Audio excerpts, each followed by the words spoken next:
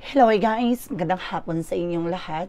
On this your guys, Mamasagari channel, a fated or also matarder. So ngayong hapon na to, tignan natin sabihin sa inyo ng ating mga gabay. So this is a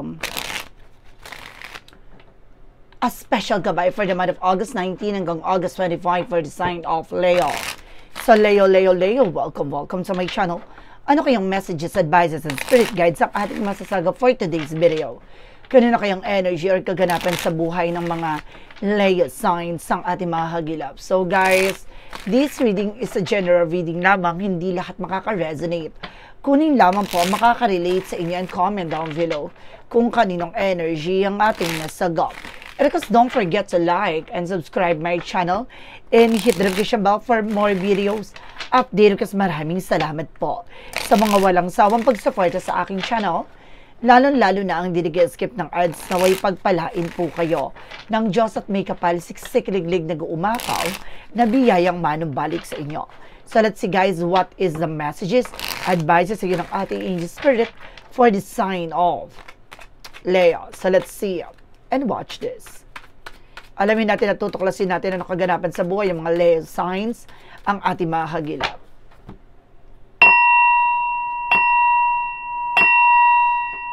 So let's see guys. Handa na ba kayo, no? Pasensya na sa paghihintay dahil ito na, no? Tatapusin na natin ang paghihintay nyo with the Leo signs. Let's see. So there's something the Emperor. So there's something maturity. So being mature enough and being grounded pagdating sa Emperor. So kumbaga may disiplina. So magkaroon ka ng disiplina, dapat alam mo sa sarili mong grounds mo. Hindi ka dapat dumidepende sa ibang tao.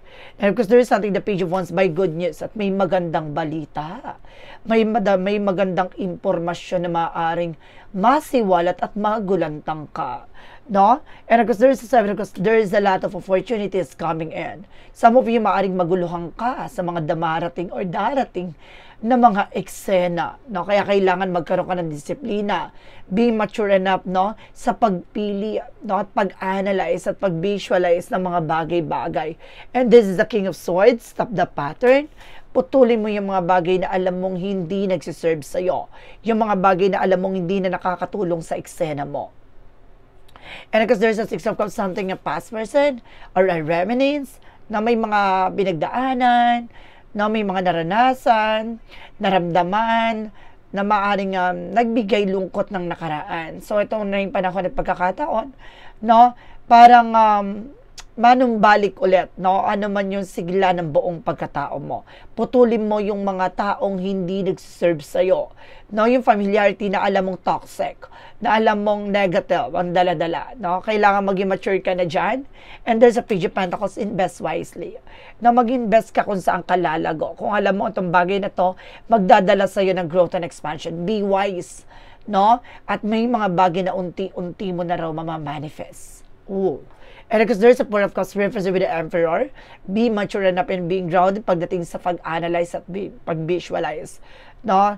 Think before you click. So, kumaga pag-isipang mabuti yung bawat eksena na gagawin mo, lang sa ganun walang ahos sa pao, hindi ka magsisi sa huli.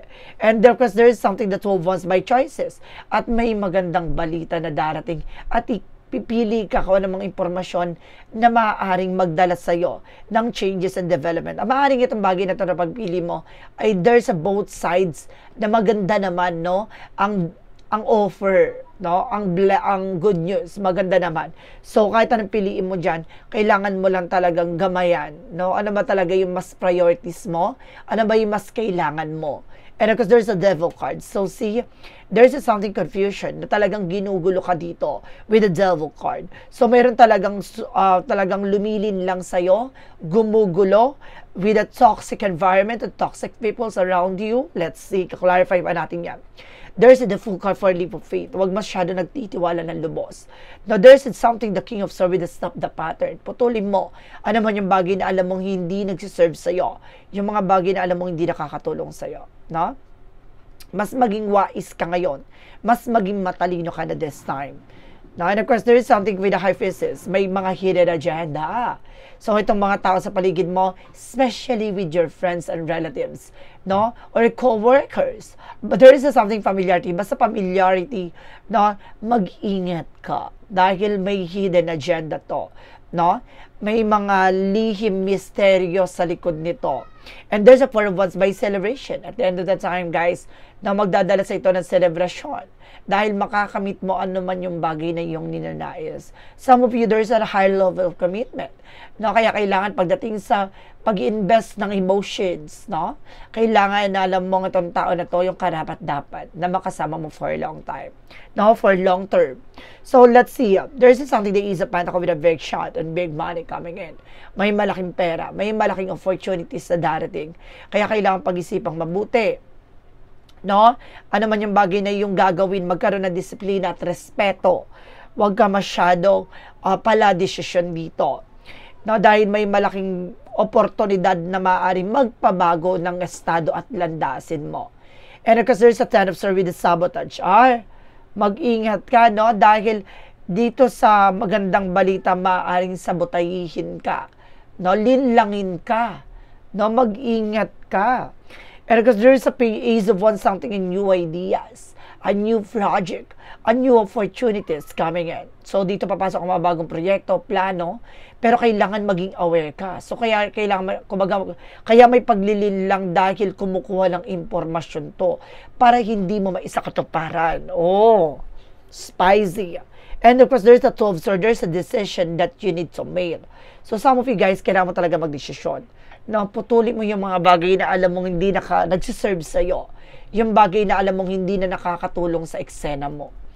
No, and of course, there is something, guys, with the Knight of Swords. Nagkakaroon ka ng anxiety, sleepless nights. So, worry. So, some of you, no, meron ako nasasanto dito na maaaring may palipad hangin or ginugulo niya ang iyong pagtulog.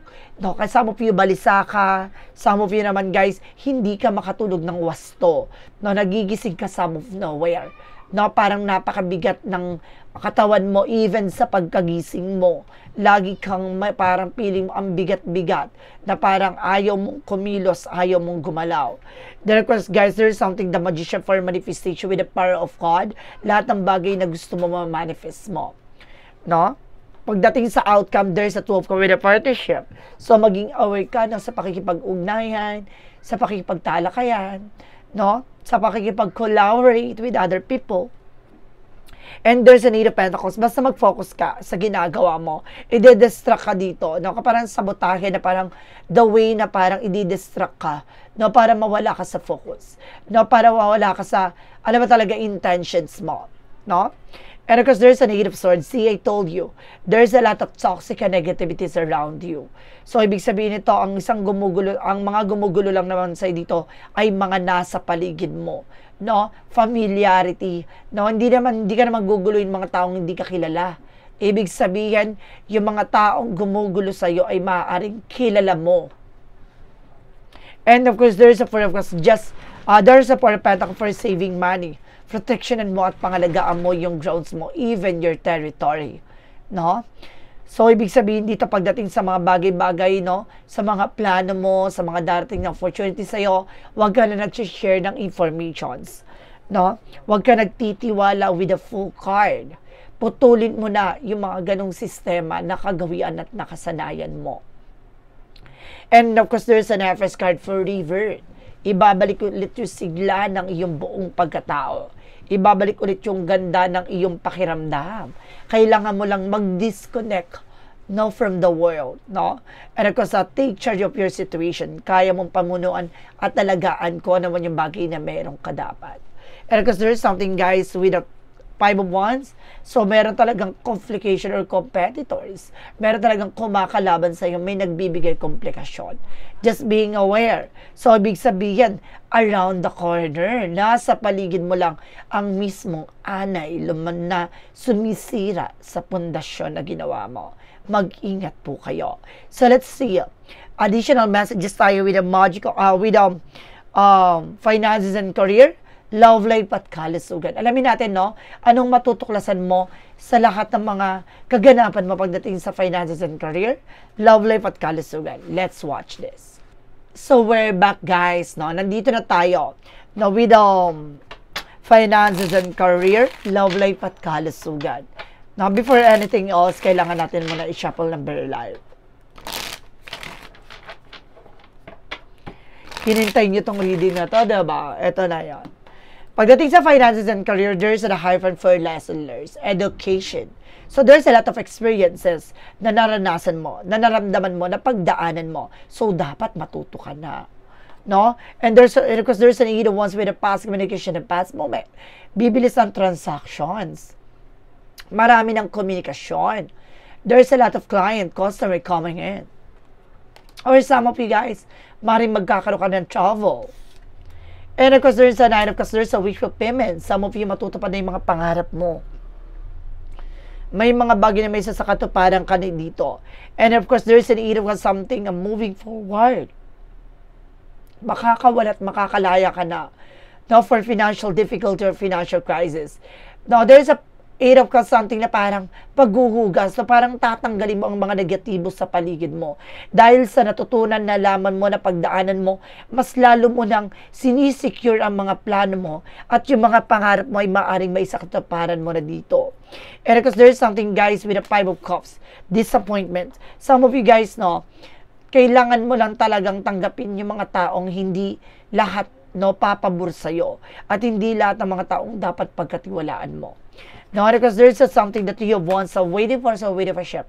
So some of you, kung may hinihintay ka paper documents na may kinalaman sa finances and career, so there's a possible na dumating na. Na makuha mo na ang justisya, makuha mo na yung mga bagay na karapat-dapat sa'yo.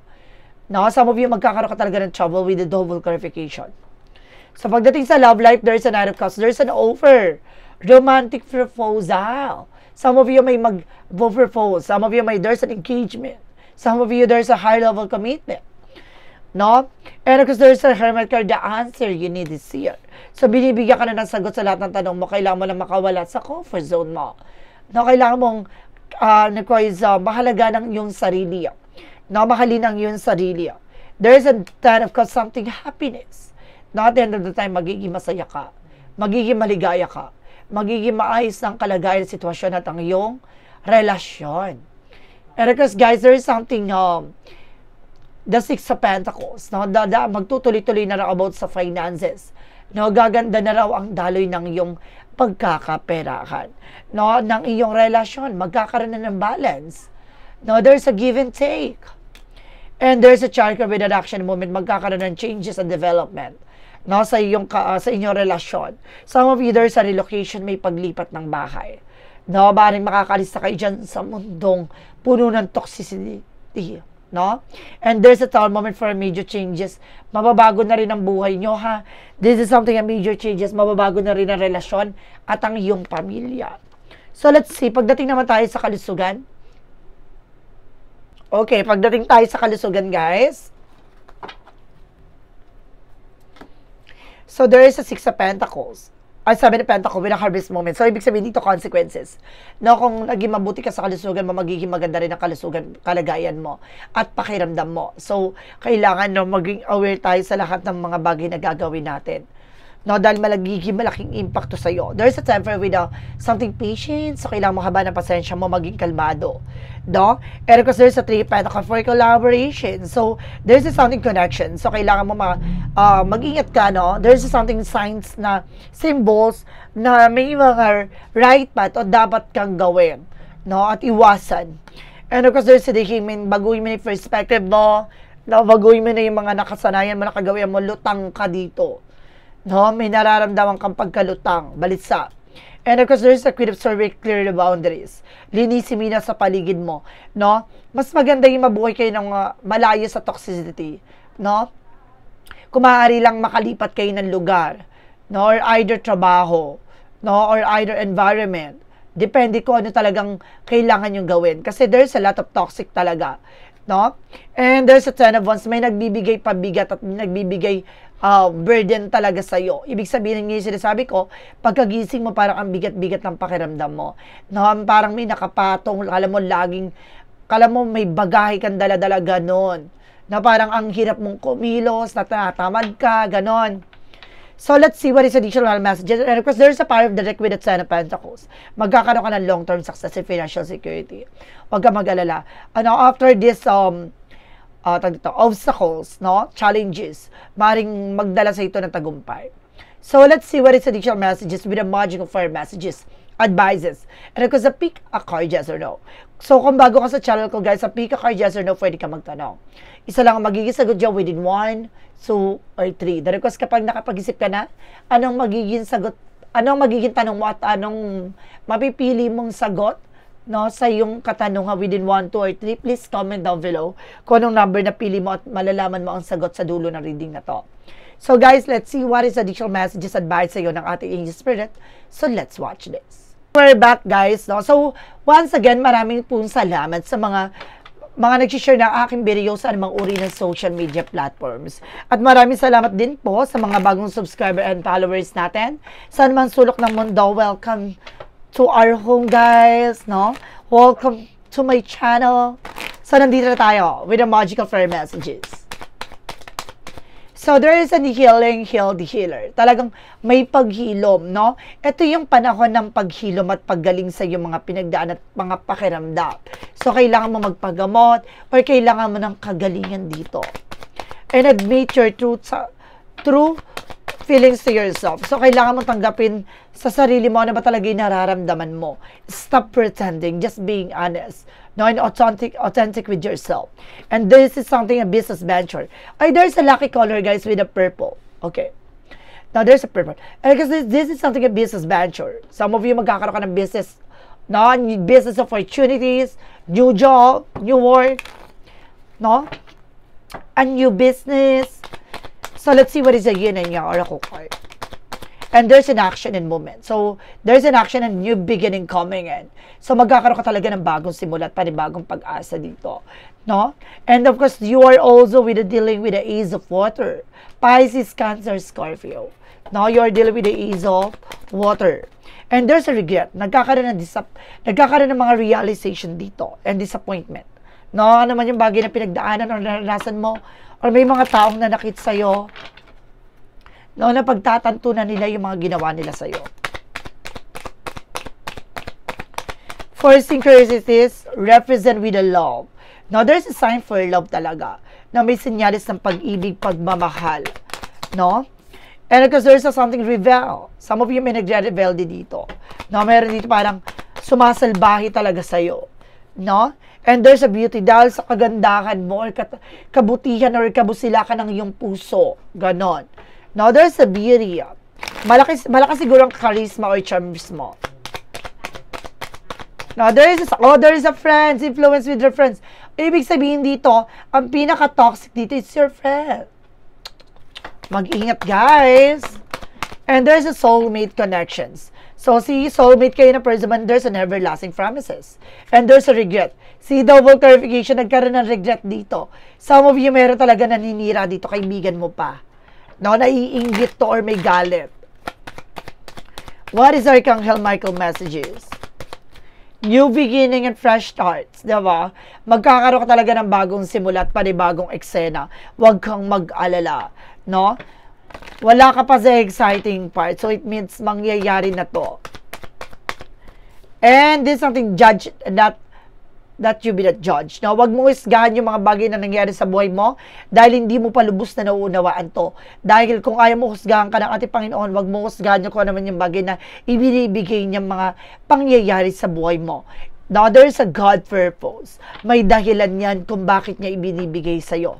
Para matuto ka, para maging malakas ka, or kailangan mo talagang pagdaanan to, no, daan tungo sa tagumpay. What is an angel's number?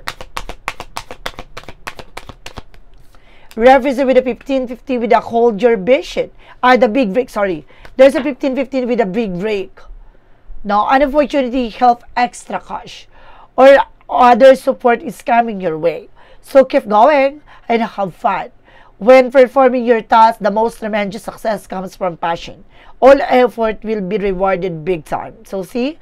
Kumbaga may tulong, may gabay na tutulong sa'yo para maging matagumpay ka at nasa tamang proseso at progreso ka. Kumapit ka at magtatagumpay ka. Mahalin na talagaan mo ano man yung bagay na mayroon sa'yo ngayon.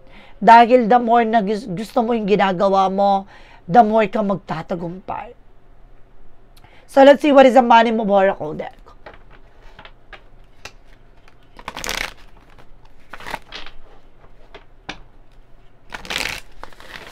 With a Money Oracle deck, represent what?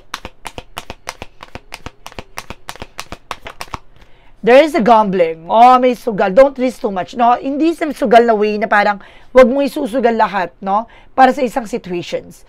No, kailangan mong mag-save pa rin, no? Hindi, there's a trying error kasi sa lahat ng bagay. So, kailangan, tignan mo muna kung magiging matagumpay ka. Wag mong ilalaban lahat.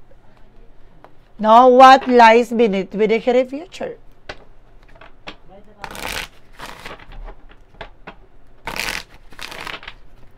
What lies beneath with the future? There is a watching sit go down, enjoy the gossip. So, talagang maraming chismosa. Kaibigan mo pa. Inggitera. So, what is a clarifying for a love situation? Diba? No, mag-inga. Kumbaga sabi dito na enjoy mo lang kung ano man yung bagay na sinasabi nila against sa'yo. Diba? Clarifying for a love situation. And there's something spirit speak. Seek wisdom in the prayer but also have an open dialogue. So, kailangan mo magdasal.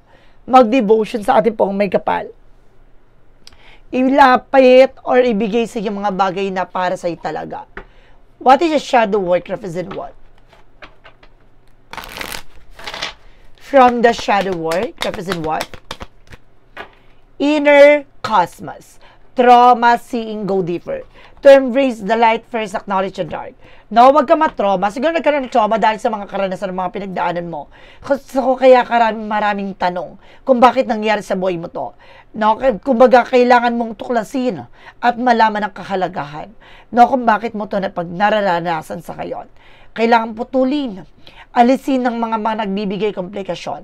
No, with the inner cosmos to embrace the light, first acknowledge the dark. Hindi mo makikita ang liwanag kung hindi ka nakaranas ng madilim na part sa buhay mo. No, hindi ka magkakaroon ng realization. Hindi mo mararamdaman at mararanasan yung mga bagay na yon ngayon, no, kung hindi mo naranasan yung mga nangyari sa nakaraan. No, kumbaga, hindi ka matututo. No, hindi mo mapahalaga ng mga bagay-bagay.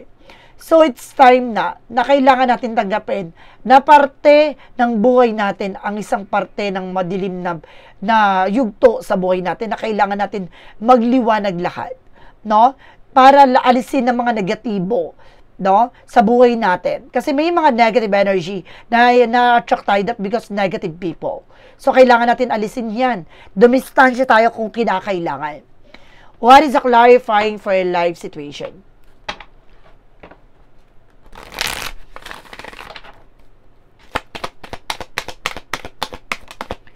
And there's a take great care. Nurture yourself, prioritize well-being, and treat gently on your journey ahead. See, kailangan alagaan mo ang iyong sarili, ang iyong buhay. Na huwag ka masyadong sige lang laban ng laban. Kailangan maruto tayong pag-isipan mabuti. No, yung bawat gagawin natin, maging mahinahon, maging mabusisi, pag-aralan ng sa ganon, hindi maging malaking consequences yung mga action and decision natin sa buhay. No, dahil lang, at the end of the time, may cause and effect yan. No, may malaking impact yan sa buhay natin, kaya kailangan pag-ingatan natin. So, let's see what is the part of the light represent what? With a part of the light represent what?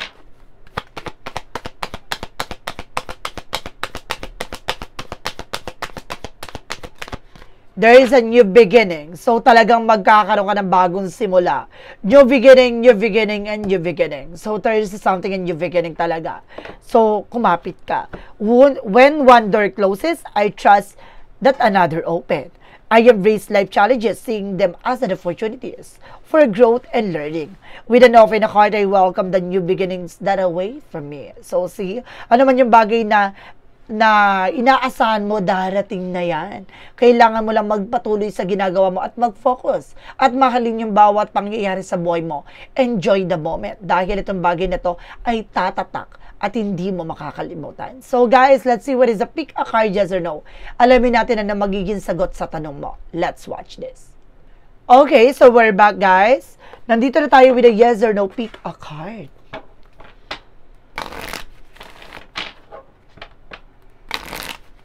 With a yes or no pick a card, so let's start tayo with the number 1.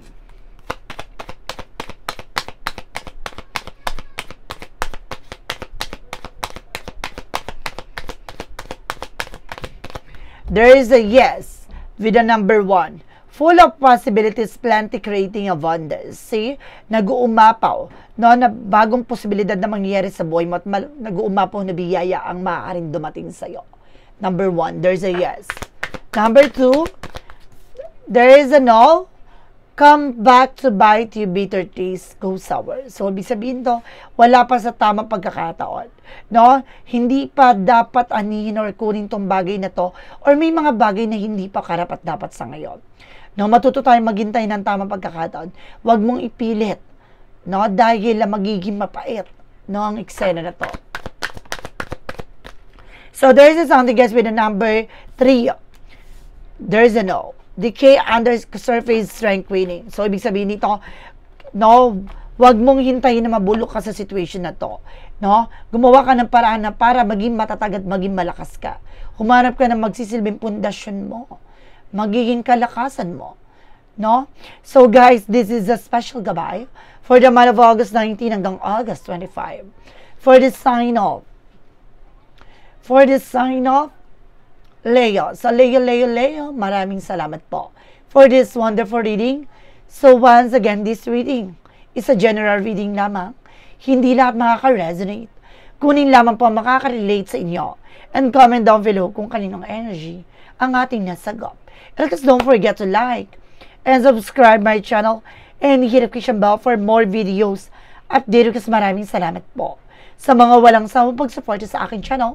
Lalo-lalo na ang skip ng ads, saway pagpalain po kayo ng Diyos at may kapal siksik liglig na gumapaw na biyayang manang balik sa inyo. Maraming salamat, guys, at see you in the next video. Bye-bye and babush!